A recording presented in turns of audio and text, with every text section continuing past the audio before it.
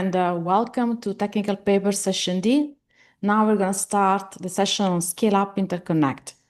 I am Letizia Giuliano from AlphaWave, and I'm here to present two cutting-edge approaches to scalable compute. The first presentation is going to be by Bardia from Avicenna, microLED data interconnect, and the second presentation we're going to have is on package memory with UCIe, presented by Dr. Devendra. So let me introduce Bardia. Bardia is holds a PhD in electrical engineering from Stanford University, has led cutting-edge R&D effort at IBM and SDL. He is no stranger to build from ground up, as has scaled two successful companies, Santur Corporation and Kayam. Now at Avicenna, Bardia's team are tackling one of the most pressing challenges in high-performance computing, interconnect bottleneck, with microLED solution designed to meet demand for AI cluster and other data-hungry application. Welcome, Dr. Bardia. Thank you. I'm going to share my slides here.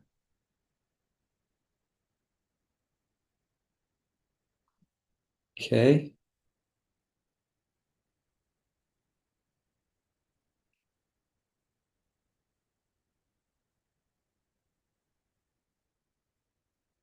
Okay.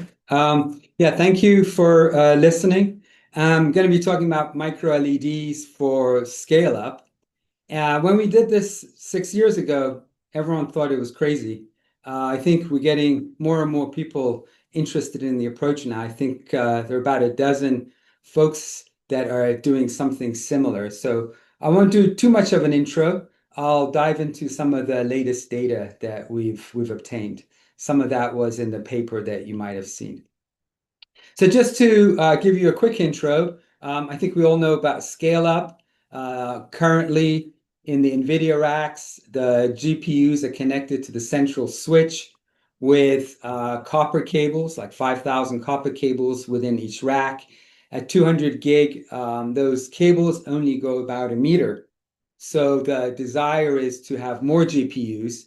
If you try to put more GPUs into the same rack, your power consumption goes crazy. And we've heard, 600,000 watts within one rack. So ideally, you want to have the scale-up interconnect be able to span a few meters so you can distribute that heat load and add more GPUs within a cluster.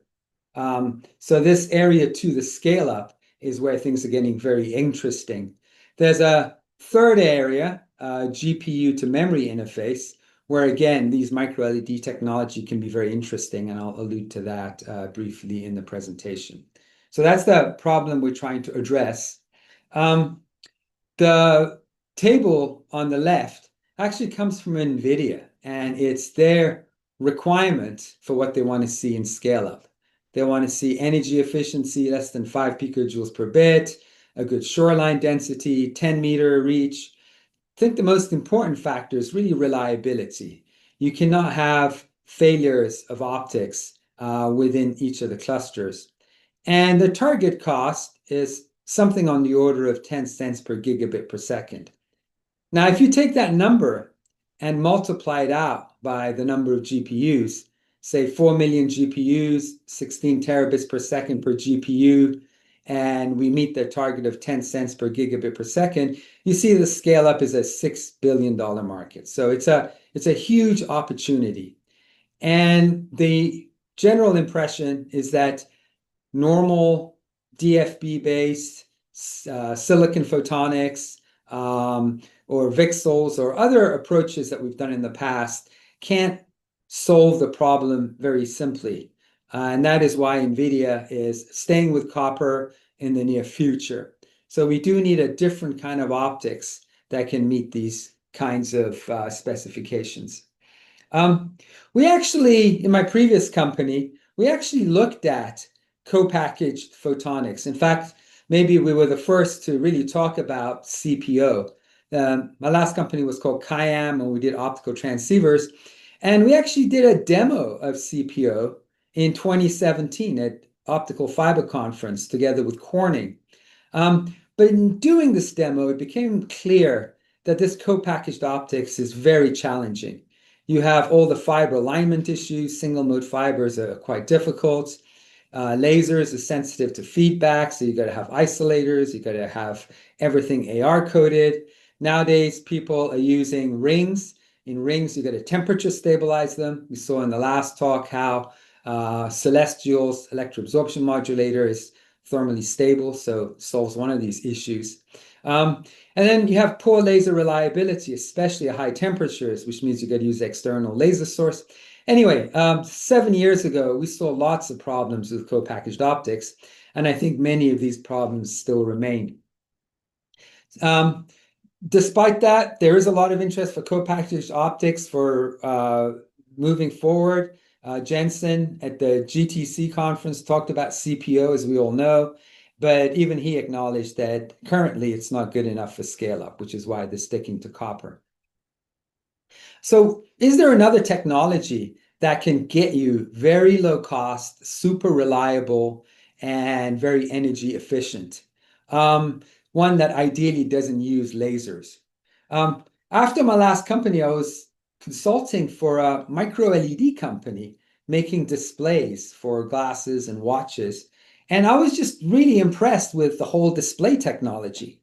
So this is the concept we came up with 5 or 6 years ago at Avicena. What if you send data basically through a display? Think about a camera looking at a TV. You can turn those pixels on and off in a very simple way, and then you can have imager looking at which pixels are being turned on and off. If you can send data in a parallel format like that, you don't need lasers and you can have very high bandwidth. The reason fundamentally that people haven't looked at this parallelism of optics is that technologies for displays is generally a low frame rate. You're talking about 60 frames, maybe 180 frames a second. That's far short of what's needed for clock speeded chips. Well, shortly after starting Avicena, we played around with these gallium nitride micro LEDs that Apple was going to put in watches. You're starting to see in virtual reality glasses. You start seeing in car headlights. And we found out that by tweaking the design of this micro LED, you can get very high speed operation. So you can see the eye diagram on the top right. That's one micro LED modulating at 14 gigabits per second. And the display people know how to put thousands, in fact, millions of micro LEDs on silicon for display applications. So the picture here, which hopefully will be a video, if I can get this video to work, shows one of our chips. And we've got micro LEDs put on part of that chip. And those micro LEDs basically blink on and off to send data. If you zoom in on the micro LED side, you see these little bricks. These bricks are the LEDs. They have N and P contacts on the same side, and they give off light from one side. The typical emitting aperture is somewhere around 6 microns by 6 microns. I also have a FIB cross-section of one of these LEDs, and you can see that they're basically soldered onto the silicon. And the technology exists for putting millions of these teeny little LEDs on silicon chips. Devices can get down to about a micron in size, and you can see at speeds on the order of 10, 14 gigabits per second, you can get massive amount of bandwidth coming out of these structures. And they don't have all the problems that I've dealt with in the last 30 years. That they don't have all the laser issues. No threshold current to get above. You don't need isolators. There's no polarization issues. There's really no modes to talk about. You don't get bit error rate floors. You can just turn them on and off. You don't need to do PAM4 or some sophisticated modulation. The LEDs can work at very high temperature, super reliable, and low cost. So the way you would use this is, let me get the right slide. The way you would use this is you would make a little chiplet, and you can see this in the figure here. And the chiplet would have a display section, and it would have a camera section. Maybe you would have a translator chip that would take 200 gig coming in, opening up to a wider bus to feed our chip. And these transmitters and receivers are connected with bundles of optical fiber.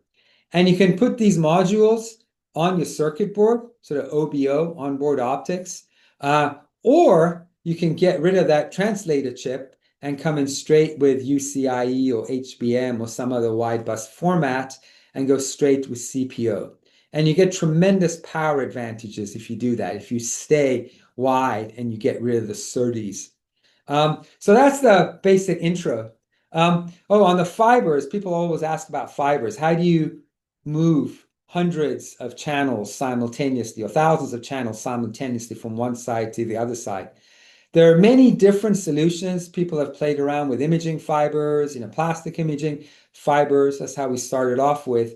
We're actually using bundles of illumination fiber or borosilicate fiber. We buy this usually in bundles of a few thousand, and we have a supplier that makes cables for us.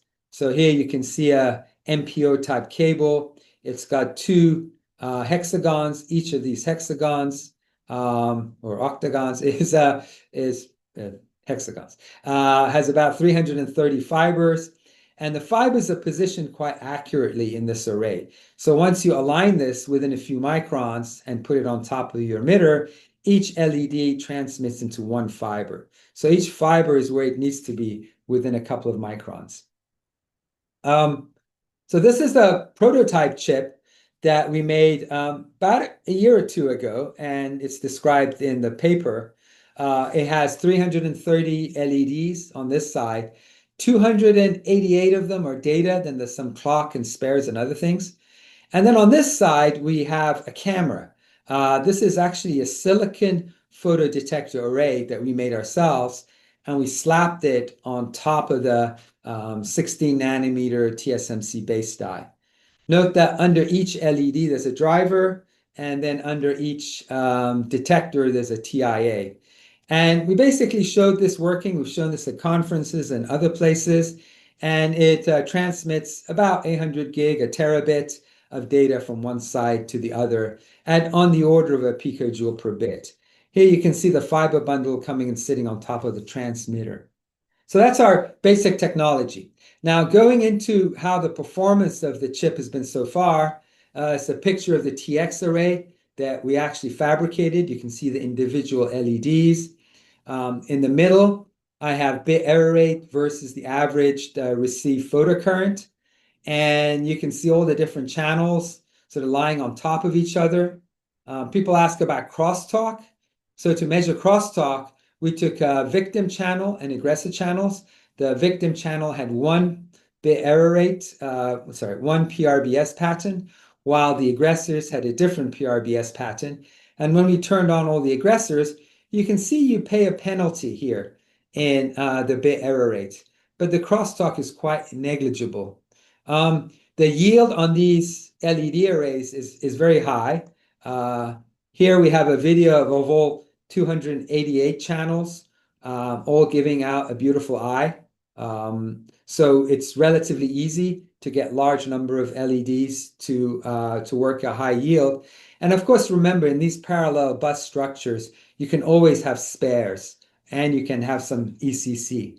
To get to the latest data, we can take just a single one of these links. Now, this is with an external driver and an external TIA, and we can drive them at higher speed. So you can see a SEM of one of our high-speed LEDs, and there's a ground signal ground structure coming in, so we can drive it with a high-speed source. And in this case, if we drive it at a relatively high current, 3 milliamps, you can get a bit error rate of 4 times 10 to the minus 13 at 11 gig. Here it's 1.5 milliamps at 1 e minus 9. This is what the waterfall charts look like. There's a little bit of a curvature here because this LED wasn't actually designed to run at these high currents. So you've got some issues kind of overdriving the LED, but a little bit of a hero experiment for this particular link. Question comes up, how fast are these LEDs ultimately? So I want to show you some of the latest data. This is the S21 of one of these LEDs, and you can see the 3 dB bandwidth is on the order of 5 gigahertz right here. And what's really interesting about it is that the roll-off is very slow. As a comparison, I put a single pole response as the dashed line. So this is the dashed line single pole response. That's 6 dB per octave at 2 gig. This is the same thing at 3 gig. But you can see that our roll-off is slower than a single pole response. And that allows you to equalize and make it go even faster. Here we have the latest device. This is about a week old, so a little bit of ripples. I've got reflections in the signals. But you can see that at very high currents, even at 6 gig, we're only about 1 dB down. So we can get tremendously high speed out of these LEDs. I think 25 gig per lane is quite possible with these LEDs in the future. Bardia, we only have 3 minutes left, just heads up. Sure. I showed how in the previous work we used our own homemade detector to do the receivers. Recently, you might have seen the press release. We've been working with TSMC, and they have modified their camera process to be compatible with our blue micro LEDs. So this is results just from a single TSMC detector on one of our links. And you can see the error rate going down to 10 to the minus 13 at 4 gigabits per second. And here we're doing this with about 0.2, 0.3 picojoules per bit. So this is really very, very impressive. I think this is record numbers for the lowest picojoules per bit. This is just for the TX. And then people always ask about reliability. You know, LEDs for lighting are not driven at such high current density. So how can we do that? Well, we've optimized the processing so we can drive these things at high current. And here you have some life test results. These are a bunch of devices that have been on life test for about a year, running them at 8 kiloamps per centimeter squared. So this is about 4 times the regular current we would run them at.